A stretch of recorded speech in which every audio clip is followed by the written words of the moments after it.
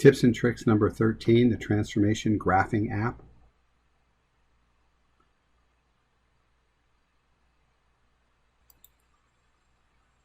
All right, so let's press apps.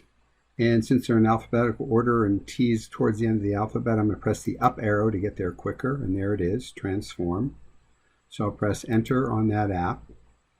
And it says press any key, which I usually press enter. And when you go to y equals, you can see it's a little different because there's two little things next to y1 and y2. Also, it says quit app up here. So it is a little bit different. So on y1, I'm going to go ahead and type in x squared plus alpha program, which is the letter C.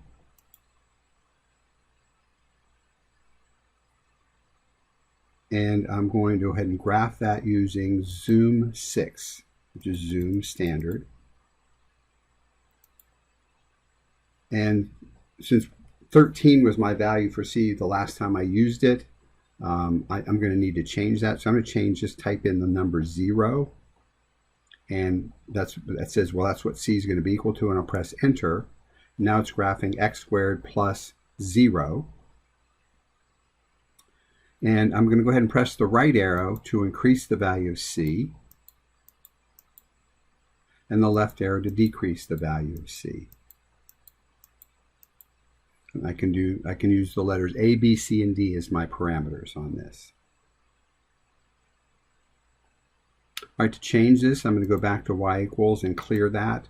This time I'm going to type in alpha A times x squared. And this time I'm going to go off to the home screen and I'm going to store 1 into alpha A because that's what I want to start with for A. And I'm not sure what A is, and I didn't want to be surprised, so I'm just going to store 1 in for A. And now when I go back here, it's going to graph y equals 1x squared. And again, I increase by going to the right and decrease by going to the left. Notice what you can do here. Start thinking about how you can use this. Back to y equals and clear that out. I'm going to now try the horizontal transformation, the quantity of x minus alpha apps, which is the letter B, the quantity squared. Again, I'm not sure what B is, so I'm going to go back to the home screen and start with 0, store it in for alpha B, so that we're all starting at the same spot. And now when I press graph, I've got y equals x squared, and when I arrow to the right, B increases, and when I arrow to the left, B decreases.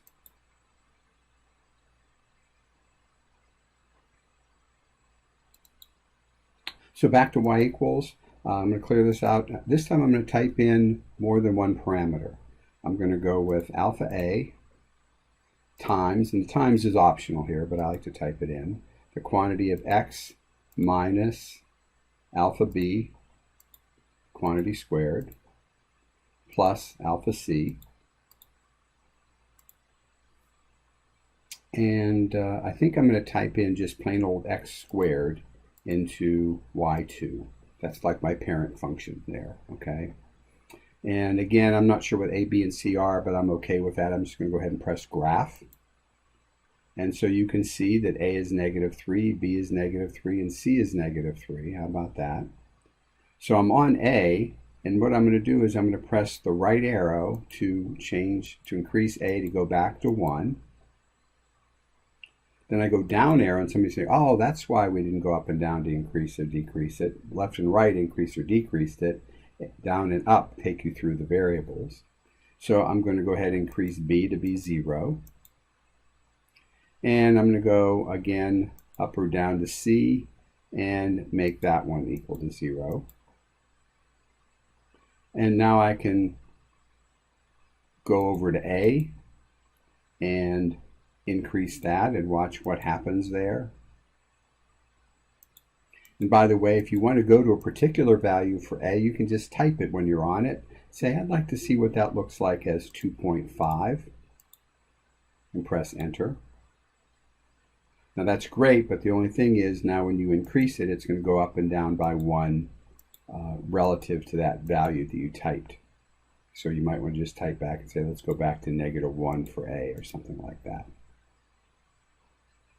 Down arrow for B and increase and decrease and watch what happens. And look at how students can play, investigate, explore, discover the mathematics.